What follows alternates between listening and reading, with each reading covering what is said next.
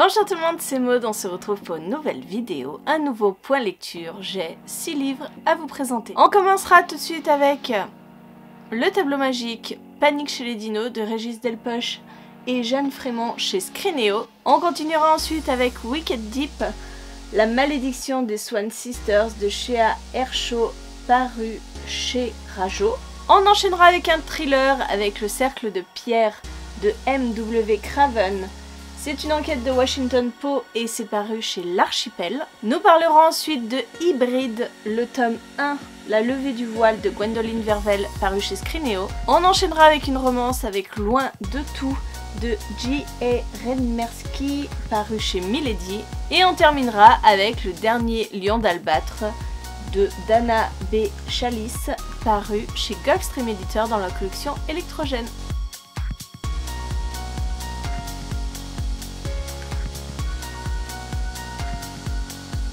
Allez, on commence tout de suite avec un tout petit roman pour les 6-9 ans. Julia l'a lu en premier, moi je l'ai lu ensuite. Il est très court, il fait en tout 53 pages. Il est suivi ensuite d'une petite leçon d'histoire, rapide leçon d'histoire. Et pour finir, 2 petits questionnaires ou jeux. Voilà, vous avez les jeux, il faut cocher la bonne réponse. Il faut relier chaque dinosaure à son ombre. Voilà. Donc vous l'avez compris, c'est un court roman qui parle de dinosaures. À chaque fois, vous avez des illustrations en couleur. Le texte est écrit assez gros, il y a énormément de dialogue. Bref, c'est parfait pour la tranche d'âge pour lequel il est créé. Nous sommes dans une histoire, c'est le premier livre de la collection, Le tableau magique. Je sais que va sortir en même temps que Panique chez les dinos un autre roman de la même collection. Moi je n'ai que testé Panique chez les dinos parce que je me suis dit que Julia allait être plus réceptive à quelque chose sur les dinosaures, parce qu'elle aime bien les dinosaures. Donc nous sommes dans une classe d'école et en fait la maîtresse présente le nouveau tableau interactif que l'école va tester et donc que sa classe va tester. Elle commence à écrire les premiers mots de l'autodictée et quand elle arrive au mot dinosaure, eh bien elle se fait aspirer par le tableau et bien sûr elle se retrouve au temps des dinosaures. 2 élèves ayant vu ça se décident à eux aussi plonger dans le tableau, commencent à écrire avec leurs doigts sur le tableau et ils plongent au temps des dinosaures. Il va leur arriver une petite aventure bien sympathique, entre guillemets, on est quand même au temps des dinosaures, mais voilà, c'est super rapide à lire, c'est plutôt sympa, mais c'est vraiment une très grosse introduction, parce que ils se retrouvent au temps des dinosaures, quoi, on a l'impression que c'est 5 minutes. C'est très court, mais je pense que c'est parfait pour Julia, qui a 7 ans, et qui, pour l'instant, est un petit peu frileuse de s'attaquer à des gros livres. Là, ça lui a pas fait peur, elle l'a lu pas d'une traite, elle l'a fait en plusieurs étapes, mais elle a bien aimé. Elle aurait pu vous le dire, mais là, elle est pas à disposition pour l'instant. Je me suis laissée tenter par The Wicked Deep, que j'ai pris à la bibliothèque. Ça faisait un petit moment que ce livre me faisait envie. Quand j'ai vu à la bibliothèque, je me suis dit, allez, c'est l'occasion. J'avais envie de me faire frissonner un petit peu. C'est clairement le roman parfait pour Halloween, puisque on va suivre un petit village des États-Unis qui est sous le coup d'une malédiction. Apparemment 200 ans plus tôt, 3 jeunes femmes, les Swan Sisters, ont été noyées parce qu'on les suspectait d'être des sorcières. Et apparemment, depuis ces 200 ans, chaque année, au mois de juin, à leur meurt, elles prennent possession de 3 jeunes filles et noient des hommes dans la mer. Donc nous sommes à la période où les Swan Sisters reviennent. C'est la saison des Swan Sisters. On est en juin, jusqu'au solstice, elles vont noyer des jeunes hommes. La particularité, c'est que quand elles prennent possession du corps d'une jeune fille, la jeune fille en question ne s'en rappellera pas. La jeune fille en question n'aura aucun souvenir vraiment de ce qui s'est passé, n'aura même pas eu conscience d'avoir été possédée. Et en fait c'est un petit peu le jeu dans cette ville, c'est d'essayer de deviner qui est la Swan Sisters, de l'empêcher de sévir. Si vous voulez, il y a une chasse aux sorcières tous les ans pour essayer de casser cette malédiction. Il y a plein de touristes qui viennent voir mourir des gens, c'est affligeant. J'ai passé un très bon moment avec ce roman, c'était très addictif, je l'ai lu très rapidement, j'ai pas été étonnée, clairement je suspectais le retournement de situation qu'il y a en plein milieu du livre, la révélation qu'on nous fait, bon ça je l'avais vu venir à 1000 km, donc ça m'a pas étonnée, mais en soi ça a pas gâché ma lecture. Après on est quand même dans quelque chose qui est très romance, hein, romance ado, puisqu'il va y avoir une romance, Penny va tomber amoureuse d'un gars de passage sur l'île, elle va essayer de le sauver, de le tirer des griffes des Swan Sisters. Et on va en apprendre un peu plus sur Penny, sur ce qui a pu arriver à son père qui a disparu il y a 3 ans, sur pas mal de choses. Et l'univers était assez bien construit, j'ai bien aimé cette histoire de malédiction, ces histoires de possession, c'était très sympa. Un bon roman. Je continue, on change complètement de registre, on part sur un thriller. Celui-ci sortira en septembre. On est avec une enquête de Washington Poe. J'ai commencé avec le premier de la série, ce qui est pas plus mal. On est dans une enquête de Washington Poe, je vous l'ai dit. Pourquoi ce personnage? En fait, Washington Poe, c'est un enquêteur qui est parti vivre complètement à l'écart du monde suite à une affaire qui a un peu mal tourné. Et là, il va être appelé, puisque l'immolateur, un tueur en série, immole ses victimes en plein milieu de cercles de pierre. Et sur le corps de la 3e victime, on voit qu'il a été inscrit Washington Poe. Donc clairement, Washington Poe a une relation, un rapport avec ce tueur. Il est rappelé pour venir enquêter sur les victimes. Et voilà, il va mener son enquête pour découvrir qui est l'immolateur. C'était sympa, j'ai passé un bon moment, même si le début était un peu compliqué parce que j'étais assez détachée de ce roman. C'est un style assez classique. On n'a pas forcément quelque chose de très moderne, mais par la suite l'enquête a pris le pas et j'ai trouvé que c'était bien mené, que l'enquête devenait addictive au fil du roman, parce que je vous dis au début, je lisais ça un peu comme ça en dilettante et sans m'attacher plus que ça. C'était plutôt pas mal, ouais, on est dans un roman assez classique, un thriller assez classique. Moi ce que j'ai beaucoup aimé c'est l'ambiance qu'on retrouve dans ce roman, puisqu'on est en Angleterre, dans un coin complètement perdu, dans le coin le plus dépeuplé de l'Angleterre, on est en Cumbria. Il me semble que c'est ça, je crois que c'est pas marqué là derrière, dans la région sauvage du Lake District, mais plusieurs fois dans le roman on nous parle de la Cumbria, cette région qui est en dessous de l'Écosse il me semble, et qui est vraiment dépeuplée, il y a quasiment personne au mètre carré, donc quelque chose de très facile pour le tueur pour tuer ses victimes en les immolant. Bref, comme je vous l'ai dit, j'ai passé un très bon moment. C'était plutôt sympa, vraiment sur... il faut passer les 100 premières pages je pense, parce que les 100 premières pages on n'a pas vraiment de rapport entre l'enquête, on comprend pas vraiment qui... pourquoi ces hommes, mais tout se regroupe au fur et à mesure, mais c'est ce qui est bien, hein. Si on vous donnait toutes les solutions d'un coup, il n'y avait aucun intérêt. J'avais pas forcément vu venir qui était le tueur, donc j'ai été assez surprise. Et je me suis pas mal attachée à Washington Poe, parce qu'on en apprend un petit peu plus sur lui, sur ses origines, et il y a quand même un sacré secret autour de lui, donc... ouais, c'était très sympa et addictif sur le milieu. Je vous parle ensuite de Hybride qui est sorti au mois d'août. Je trouve cette couverture absolument sublime. Vraiment, je suis dingue de la couverture. Elle est magnifique. C'est Noémie Chevalier. Voilà, si vous ne la connaissez pas encore, elle fait des couvertures absolument magnifiques et celle-ci est une des plus belles que j'ai dans ma bibliothèque. Concernant l'histoire, j'ai lu ce livre en lecture commune avec Marilyn du blog Summaries Books et on a un avis assez similaire. Je pense qu'on est un petit peu passé à côté de ce roman. On est dans un roman de low fantasy, c'est-à-dire que tout se passe quasiment dans notre monde, mais on va découvrir un autre monde. Un petit peu à la Harry Potter.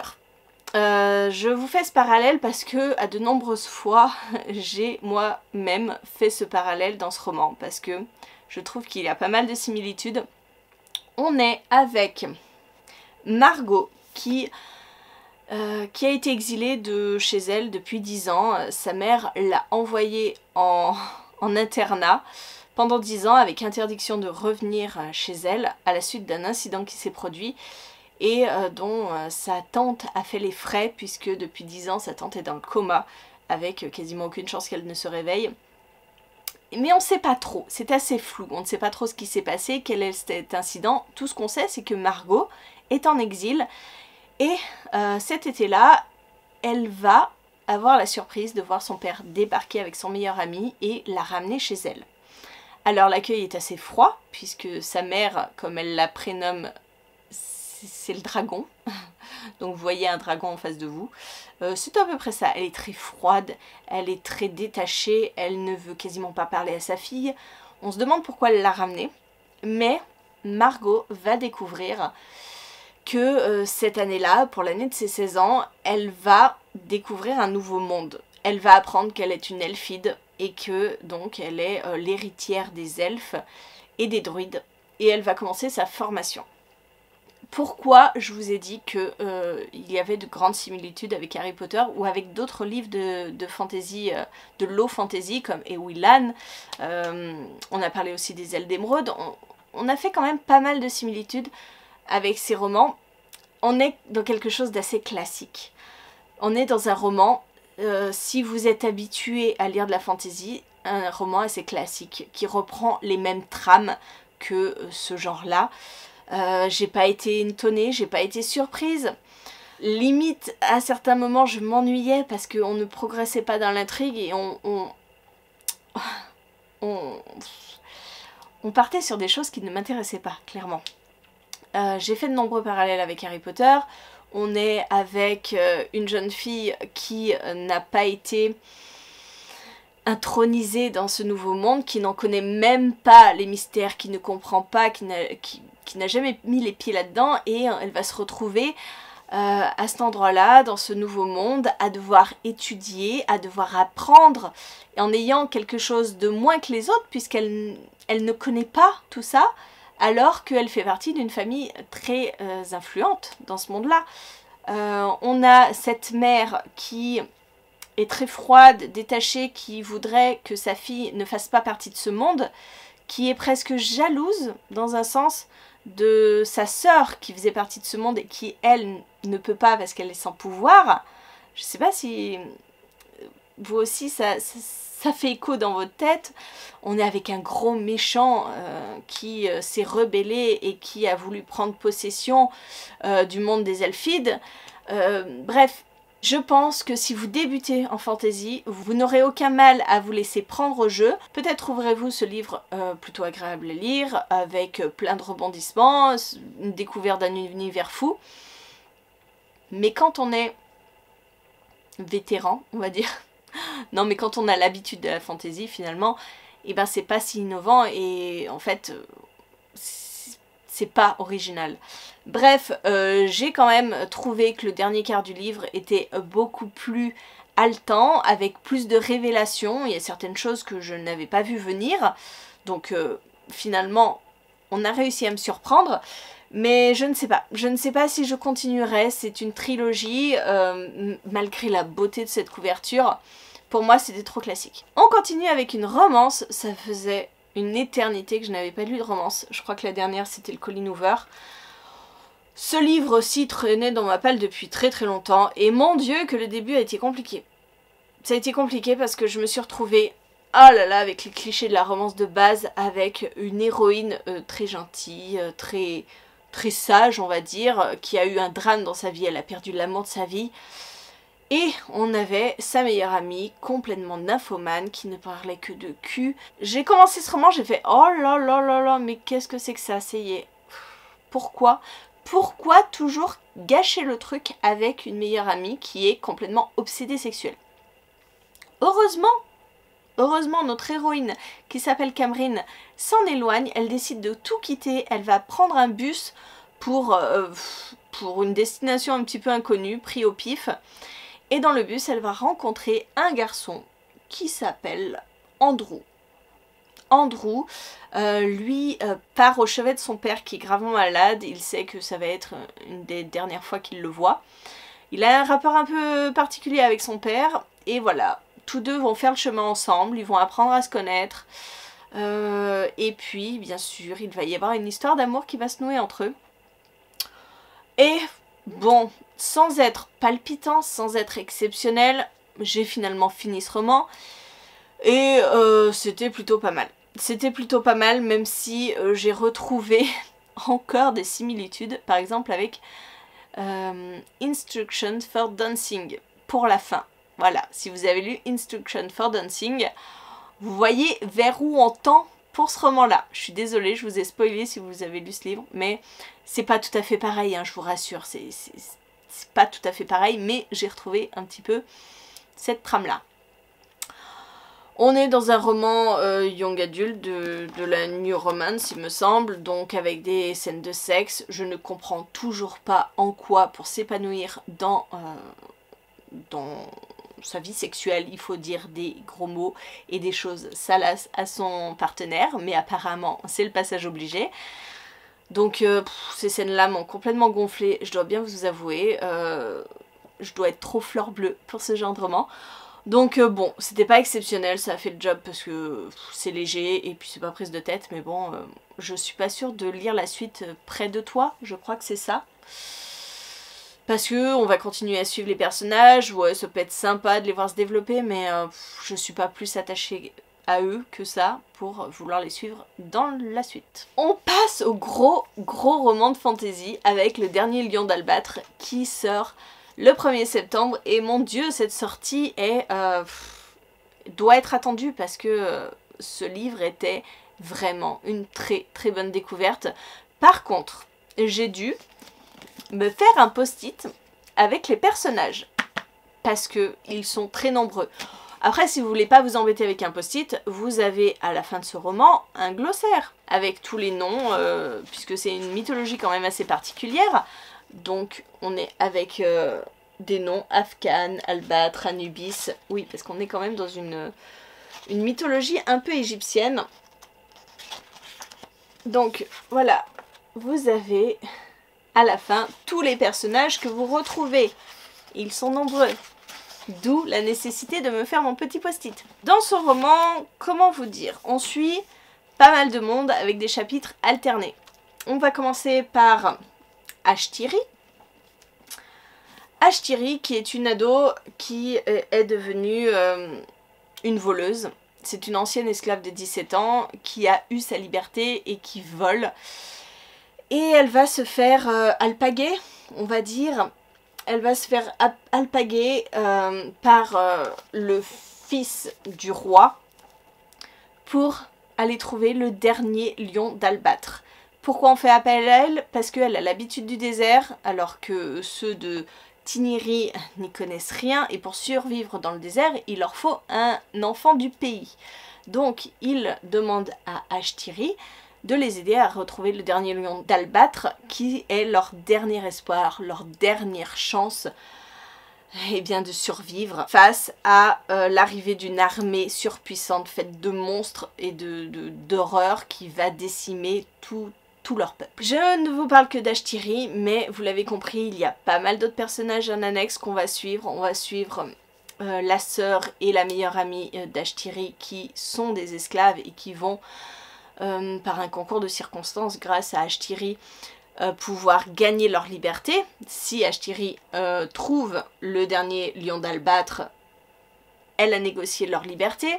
On va suivre aussi Anti, qui est une fermière Khuzar, qui, elle, va découvrir, en faisant des recherches, la bibliothèque de Brume. Toujours dans cette recherche pour déjouer cette armée qui arrive. Anti a été impactée par cette armée qui arrive, puisque sa ferme était au cœur de l'armée. Voilà, ils ont passé sur sa ferme et elle cherche une solution pour les arrêter, elle aussi. C'est quand même une fresque assez grandiose, avec plusieurs peuples. avec une carte, puisque tous ces peuples aussi ont une importance dans l'histoire. Et voilà, j'ai beaucoup aimé ce roman parce que il regroupe tout ce que j'aime en fantasy, c'est-à-dire on a de la magie, on a des interactions entre les royaumes, une sorte de guerre qui est ancestrale et puis une sorte de défiance entre les peuples. On a une mythologie orientale et une mythologie surtout égyptienne, puisqu'on reprend pas mal de termes, Anubis, voilà, de dieux égyptiens qui ont leur importance dans cette histoire. Donc j'ai trouvé ça hyper original, c'était bourré d'action. Voilà, je vous ai dit, le seul petit bémol, c'est de se replacer. Dès que vous attaquez un nouveau chapitre, vous changez de personnage, et là, il faut se dire, attends, lui c'est qui? Il a quel rapport avec qui? Il est de quel peuple? Oui, parce que moi, je me suis noté les peuples. C'est ça, en fait, toute la difficulté. Après, j'ai beaucoup aimé tout ce qui était fait autour du lion d'Albâtre, cette mythologie autour du lion d'Albâtre, et j'ai trouvé qu'on faisait la part belle aux femmes. Clairement, ce roman, il a un petit côté féministe qui ne m'a pas déplu parce que les femmes sont fortes. Les femmes ont une importance dans ce roman, dans l'histoire, et c'est elles qui font tout basculer. Clairement, Ashtiri, on pourrait la croire juste voleuse de 17 ans qui a réussi à s'affranchir, mais elle va devenir bien plus que ça. Ashtiri est noire, c'est un roman qui prône la diversité et qui était hyper chouette au niveau de la mythologie, de la construction de l'univers, avec cet ennemi monstrueux qui va s'attaquer à Aufein. Il y a des manigances politiques, bref, ouais, tout ce que j'aime dans un roman était dans ce roman-là. Donc j'ai passé un très bon moment. C'en est tout pour cette vidéo, merci de l'avoir regardé jusqu'au bout. N'hésitez pas à me dire en commentaire si l'un de ces romans vous fait envie, lequel vous aimeriez lire ou vous avez lu. Je crois qu'on est moitié-moitié qui sont sortis et qui ne sont pas sortis. Donc voilà, vous avez mes avis un peu en avant-première pour certains et d'autres sont déjà sortis.